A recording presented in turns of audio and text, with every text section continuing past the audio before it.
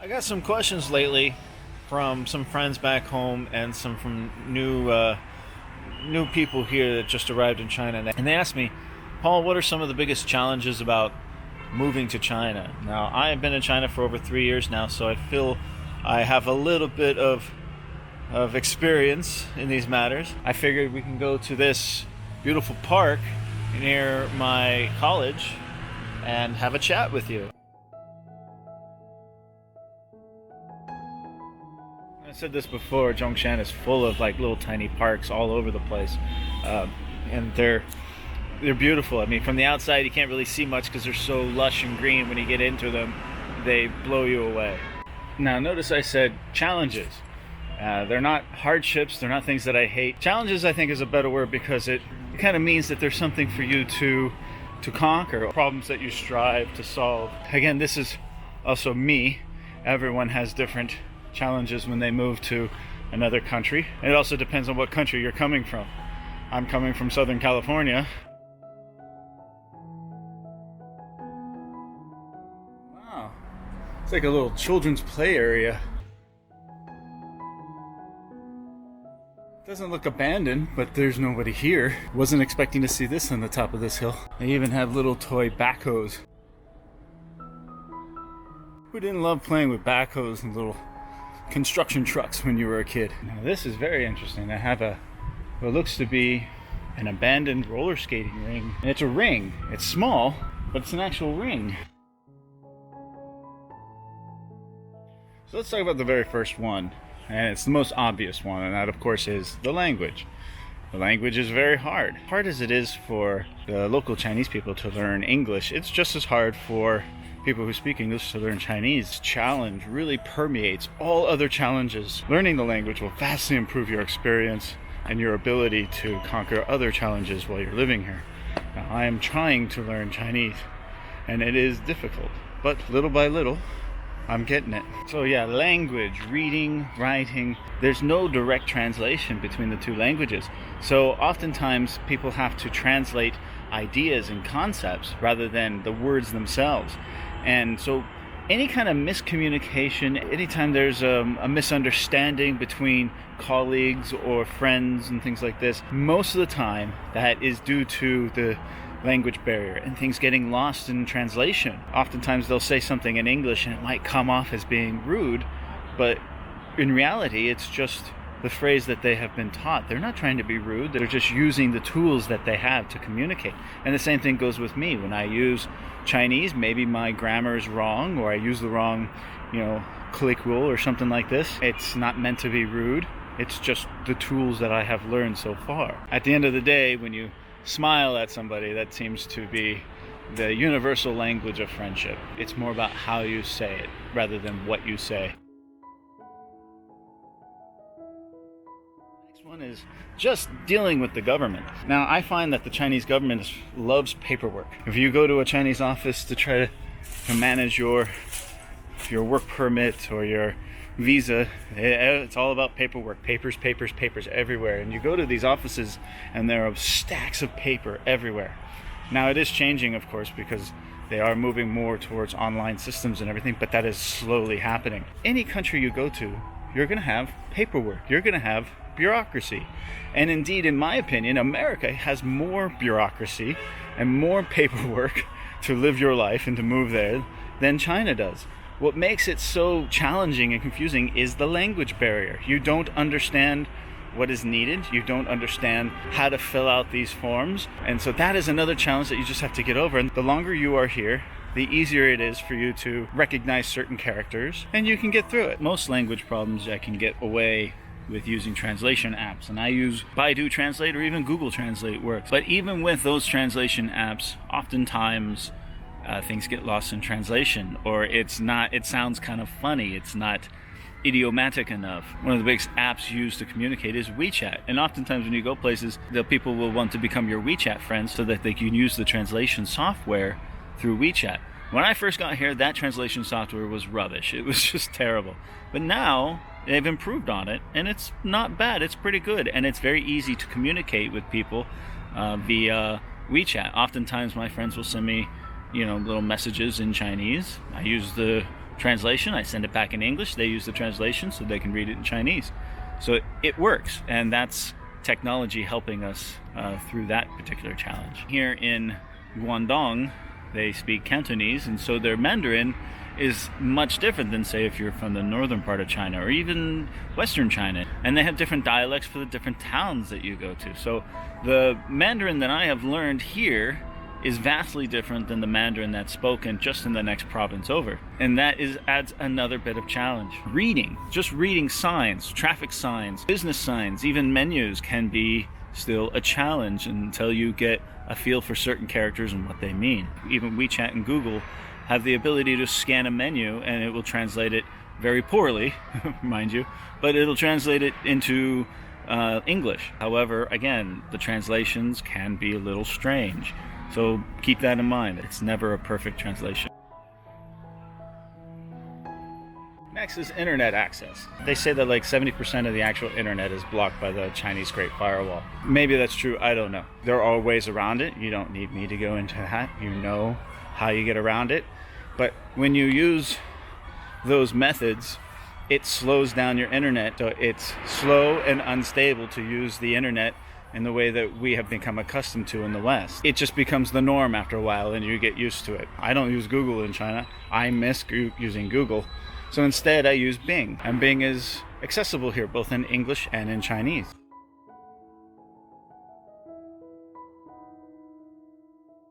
Shopping can be a challenge. If you're in one of the larger cities, you have, big malls with lots of different international brands. If you're in just a regular city like me, it can be a little difficult. I did a video of this when I was living in Shalan, and I have just a tiny little H&M with maybe a little corner for the men. And even there, I couldn't find very many clothes that fit me. Shoes are another thing. I don't have big feet, but finding shoes to fit my feet, very difficult. Now, when I first was coming to China, I heard all these stories about food safety and how I was going to be sick, especially not going to a tier 1 city. So I was scared because I didn't know any better. And I went to my doctor, said, "Doctor, I'm going to China. Can you give me some kind of pills that I can take just in case I get food poisoning?" And I haven't touched them once. The only time I got sick eating the food here was food that I cooked myself. I undercooked some chicken breast and it made me sick. The food is fantastic. You think you know Chinese food because we have a lot of Chinese food back in LA. And I would love to eat Chinese food, but you don't understand just what real Chinese food is until you eat it here in China. It is vastly different and much better.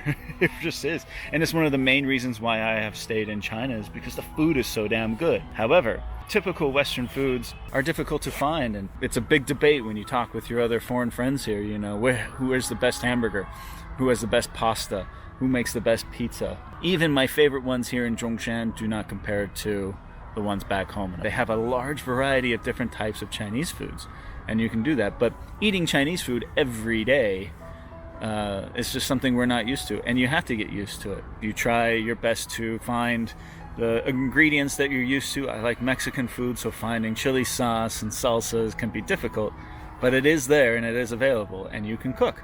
So I make breakfast burritos and tacos and enchiladas, although the taste is just a little bit different than it is back home. So that's one thing that you have to kind of get over, and you learn how to cook Chinese food and you enjoy Chinese food even more.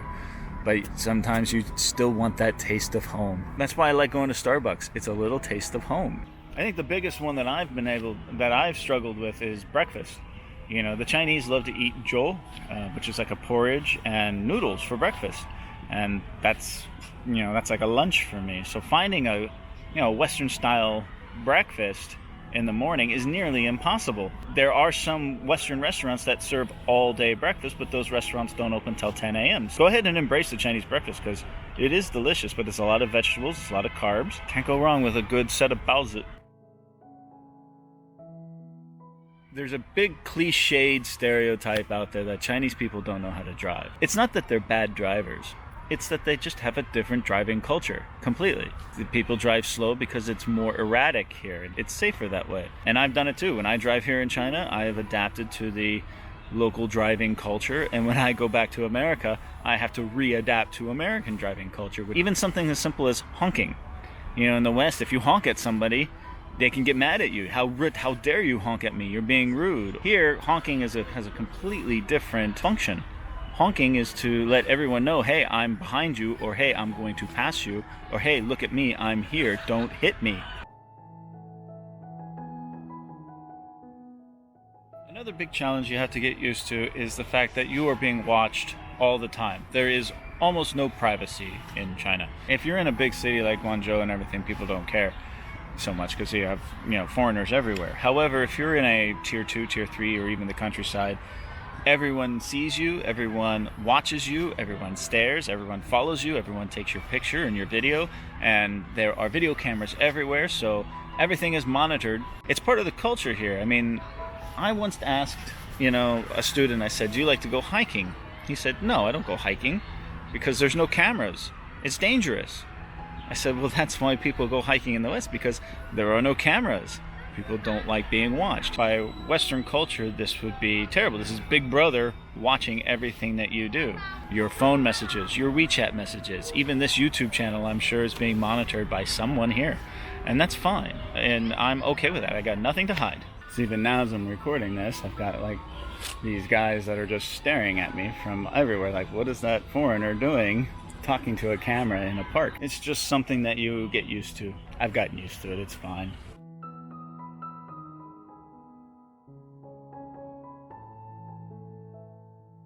Transportation within the big cities is very, very convenient. They have great public transportation, buses, subways, DD. Finding your way around, I recommend you use Apple Maps. If you have an iPhone, that's the best way to go.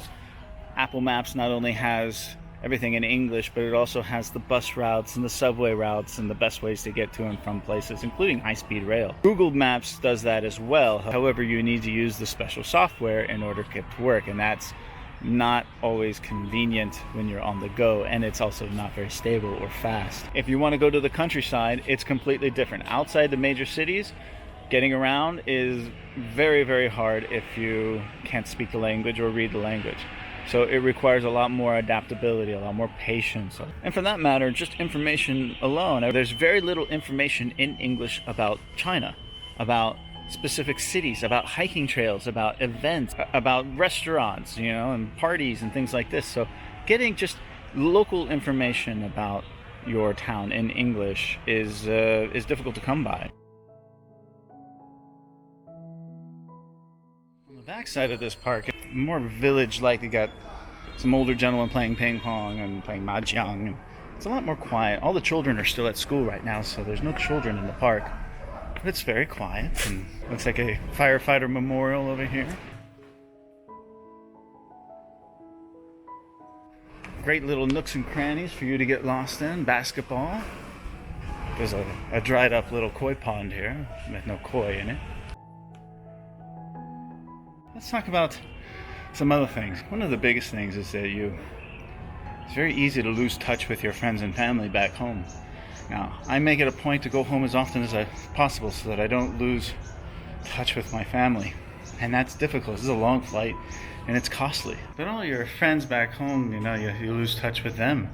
Every time I go home and I hang out with my friends, I feel like I've lost something. There's a little bit of a disconnect there from my life to theirs. And they ask me the same things, oh, what's China like?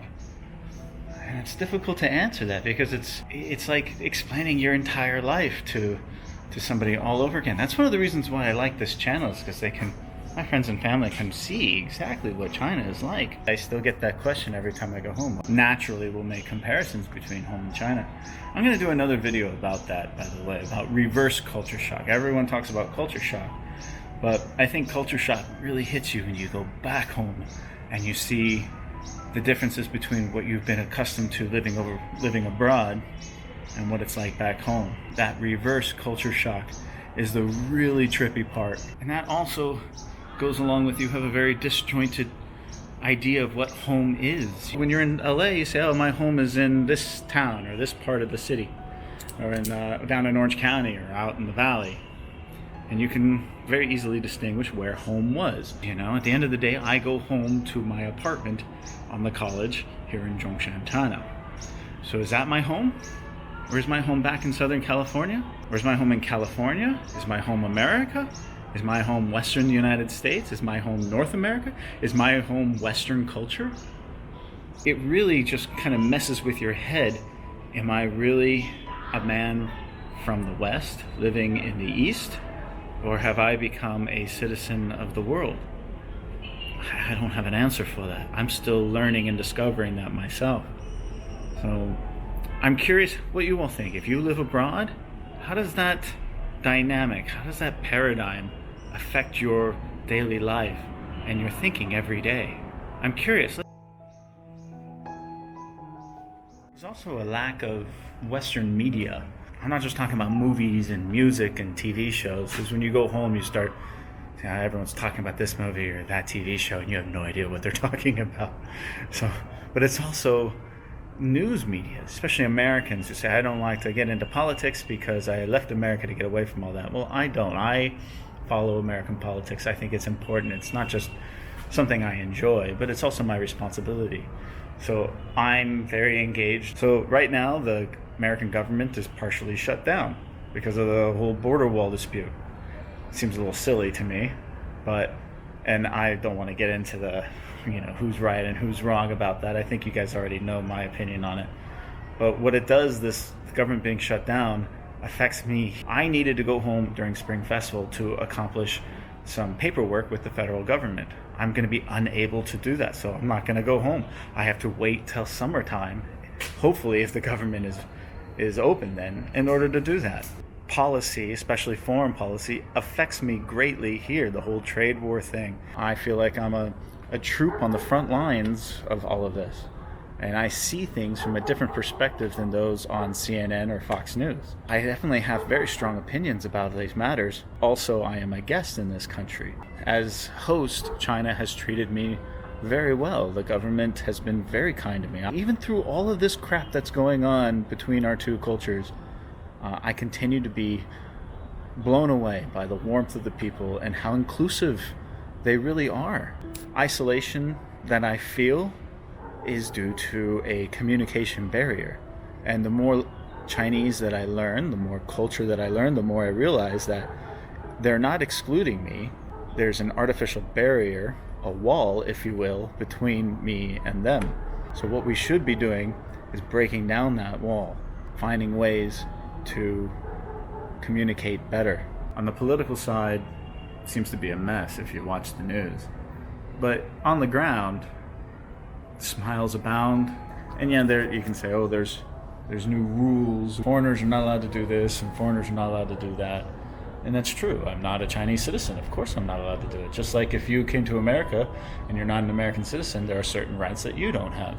For the most part, I feel very welcome here and that I get to participate in everyday life. But again, that's my experience. And my experience would be vastly different than someone living in a different city, someone with a different cultural background. To use my experience or someone else's experience and say, well, that happens to everybody, would be unfair. Everyone's experience here is different.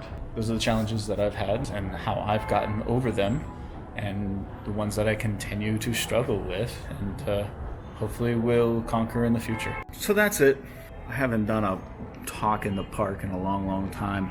And I feel like a nice little walk in my local park makes it easy for me to spill my guts and discuss these things with you. And I hope that hope it's received well. It's time to call it a day. So take care all.